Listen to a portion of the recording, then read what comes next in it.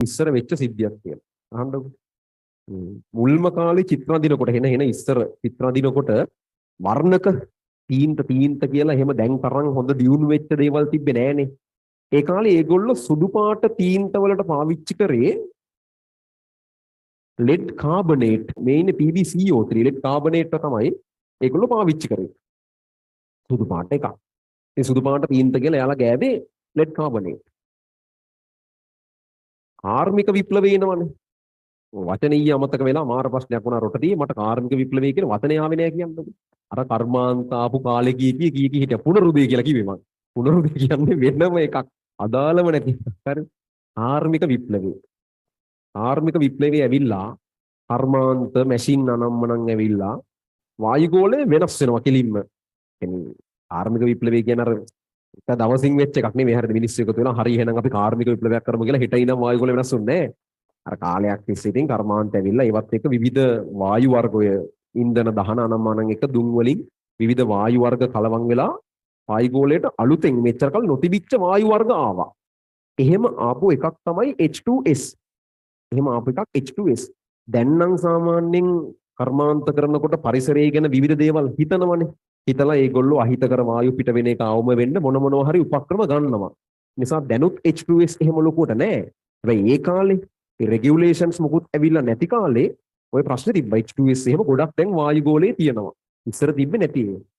වැඩේ වෙන්නේ මේකයි. PbCO3 සුදු පාට අර තීන්තවල තිබ්බේ. ඔන්න ඕකට H2S වැදුනහම මෙයා PbS බවට පරිවර්තනය වෙනවා. දැන් PbS මොන පාටද? කළු පාටයි. තේරෙනවද ප්‍රශ්නේ? චිත්‍රවල මෙච්චරකල් සුදු පාටට තිබ්බුවා දැන් කළු පාටයි. ඉඳලා ඉවරයි නේ. කියන්නේ වැඩක් නැහැ නේ බං. සුදු පාටේ විරුද්ධ එකනේ කළු පාට. සුදු පාට ටික කළු පාට වුණාම හරි. මිනිසුන්ගේ දත් කළු පාටයි. හරි. දත් ටික විතර සුදු පාට නැදෙනෙවුන් කළු පාට වෙනවා දත් ටික. මොකුත් නැහැ තරුන්. හරි. දැන් එහෙම ප්‍රශ්නයක් වෙනවා. අය නෑ චිත්‍ර ශිල්පීන්ට හෙඩ් යනවා සීන් එකට. ඒ කියන්නේ උන්ට ලවුල් වැඩේට මේ මොකද්ද මේ උනේ කියලා. උන් සුදු පාට ඇඳපු චිත්‍රේ පහුදා දවස් දෙක තුනකින් බලද්දි කළු පාට චිත්‍රයක් දැන් තියෙනවා. දැන් මාර ප්‍රශ්නයක්. අර සුදු පාට දීප්තිමත් ඇඳපු අහසවල් අනම්මනම් ඔක්කොම කළු පාට අඳුරු අහසවල් වෙලා ෆුල් කන්සෙප්ට් එකම අවුල් යනවා. ඒ චිත්‍රත් ඉවර. සමහර චිත්‍ර හෙන පෞරාණික චිත්‍ර. හරි. ඒතර මේව විනාශ වෙන ওই ප්‍රශ්නයක් එනවා. ඔන්න ඔය ප්‍රශ්නේ වෙනකොට ඒකට උත්තරයක් විදිහට H2O2 මෙදිහත් වෙනවා. නාන්න කරන්න පුළුවන් වැඩි.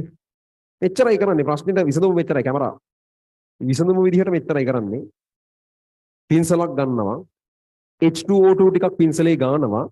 ගාලා අර කළු පාට වෙච්ච ඒ කියන්නේ PbS හැදිලා කළු පාට වෙච්ච තැන්වල පින්සලෙන් ඒ H2O2 ටිකක් ගන්නවා. ඒතර මොකද වෙන්නේ?